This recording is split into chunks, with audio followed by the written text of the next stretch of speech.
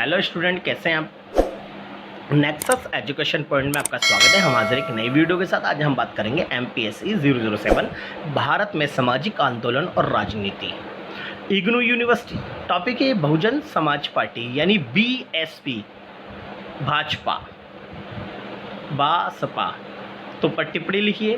तो बहुजन समाजवादी पार्टी के गठन और इसकी जो कार्यक्रम है उसके बारे में बात करेंगे। मोस्ट इम्पोर्टेंट क्वेश्चन है, चलिए बात करते हैं। बहुजन समाज पार्टी BSP का गठन यानी बहुजन समाजवादी पार्टी को BSP का गठन उच्च कोटि और करिश्माई लोकप्रिय नेता श्री काशीराम जी द्वारा 14 अप्रैल 1984 में किया गया था।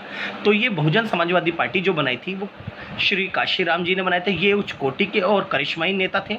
इन्होंने दलितों के उत्थान और दलितों की जो दलित लोग हैं, जो इनकी जो जाति पिछड़ी हुई है, उनको समाज में उचित स्थान दिलाने के लिए इन्होंने एक राजनीतिक पार्टी का गठन करा। और ये जो राजनीतिक पार्टी थी बहुजन समाजवादी पार्टी, इसका उदय 14 अप्रैल 1984 में किया था। इस राजनीतिक दल का चुनाव चिन्ह जो है वो हाथी है।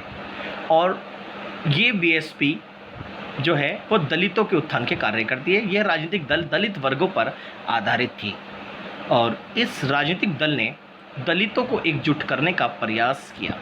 ये पार्टी 1987 में राष्ट्रीय मंच पर आई। इस पार्टी की वर्तमान इसके मुख्य अध्यक्ष ने श्रीमती मायावती जी है। यानी अगर मैं बात करूं, इनकी मुख्य जो है आज श्रीमती मायावती जी है। और ये BSP जो बनी थी वो दलितों की नहीं बनी थी, क्योंकि इसका पार्टी का बनने का उद्देश्य ये था कि 1984 से पहले जो दलित समाज था वो राजनीति में सक्रिय नहीं था। तो दलितों को राजनीति में भागीदारी बनाने के लिए और दलितों के प्रतिनिधियों को संसद तक पहुंचाने के लिए इस पार्टी का गठन किया गया था। और इस क्षेत्र में बहुजन समाजवादी पार्टी ने काफ़ी सराहनीय कार्य करे। और यहाँ तक कि अगर मैं उत्तर प्रदेश की बात करूँ तो उत्तर प्रदेश की विधानसभाओं में भी बहुजन समाजवादी पार्टी अनेकों बार अपनी सरकार बना चुकी है। और उत्तर प्रदेश की श्री मायावती जो थी वहाँ की मुख्यमंत्री रह चुकी है। तो ये बहुजन समाजवादी पार्टी दलितों के उत्थान के लिए ध्यान से समझिएगा। आगे देखते हैं। बहुजन समाज पार्टी का प्रभाव उत्तर प्रदेश में अधिक है। अगर है इस राजनीतिक दल की संसद में स्थिति देखें तो 13वीं लोकसभा में 14 सीटें थी। अब इनकी लोकसभा की स्थिति के बारे में देखते हैं। 13वीं लोकसभा में 14 सीटें, 14वीं लोकसभा में 17 सीटें और 15वीं लोकसभा में 21 सीटें थी। यानी देखिए 13वीं से 15वीं लोकसभा के बाद एक के बाद सीटें बढ़ी हैं। और 7वीं लोकसभा में 10 सांसद सीटें हैं। यानी 16वीं लोकसभा में इन्हें एक भी सीट प्राप्त नहीं होती।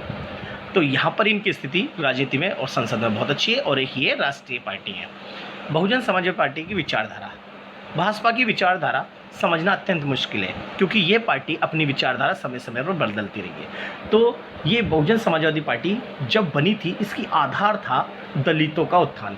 लेकिन समय के साथ साथ इनकी विचारधारा बदलती रही, यानी अपनी एक विचारधारा पे नहीं रही। दलितों के साथ साथ वोट बटोरने के चक्कर में, यानी मतदान को अपने फेवर में करने के लिए और मतदाताओं को लुभाने के लिए ये अपनी नीतियों को समय पर बदलती रही है। इसलिए इसकी विचारधारा बहुत ही मिक्सअप है, यानी मिश्रित है, क्योंकि ये पार्टी अपनी विचारधारा समय समय पर बदलती रही है।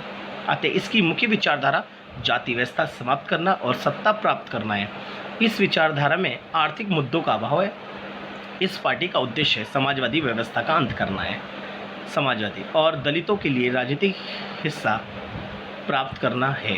भाजपा ने वर्तमान लोकतंत्र को नकली लोकतंत्र बताया। इन्होंने कहा कि जो वर्तमान लोकतंत्र है वो नकली लोकतंत्र है। अगर आपको असली लोकतंत्र बनाना है उसमें दलितों की भागीदारी जरूरी है। यानी दलितों की भागीदारी वाले लोकतंत्र को इन्होंने सही लोकतंत्र बताया है। तो एक बात और कि इस समाजवादी पार्टी की नीतियाँ जो है ना, उनके अंदर नीतियों का अभाव है। इनकी अपनी कोई नीति स्थायी नहीं है। तो नेक्स्ट है बहुजन समाजवादी पार्टी के उद्देश्य या कार्यक्रम। पहला, बहुजनों को समाज में उचित स्थान दिलाना। जो BSP जो बनी थी पार्टी, ये इस मकसद से बनी थी कि जो दलित हैं उन दलितों को समाज में और राजनीति में सक्रिय भागीदारी बनाना। यानी बहुजन मतलब होता है दलितों को एक हमारे अंबेडकर जी ने संविधान में हरिजनों का नाम दिया था। बहुजनों, हरिजन या बहुजन, समझे ना। तो जहाँ पर दलित आए या हरिजन आए या बहुजन आए, तो आप समझ जाना दलितों की बात चल रही है। बहुजनों को समाज में उचित स्थान दिलाना। दूसरा था इन दलितों को शिक्षा, नौकरी, राजनीति में आरक्षण की व्यवस्था करना इनका उद्देश्य था और ये समय समय पर आरक्षण की व्यवस्था को लागू भी करती रहती है और आरक्षण के फेवर में है। नेक्स्ट है सामाजिक व आर्थिक विकास के कार्य करना। जो दलित जो समाज है वो समाज में और आर्थिक क्षेत्र में पिछड़ा हुआ है, इसलिए दलितों को सामाजिक और आर्थिक क्षेत्र में उनको उन्नत करना और साथ ही साथ में दलितों के साथ साथ आज वर्तमान में इनकी नीतियाँ समाज के सभी वर्गों की नहीं होगी, सामाजिक व आर्थिक विकास के कार्य करना इनका काम है। नेक्स्ट है राजनीति में सक्रिय भागीदारी बढ़ाना।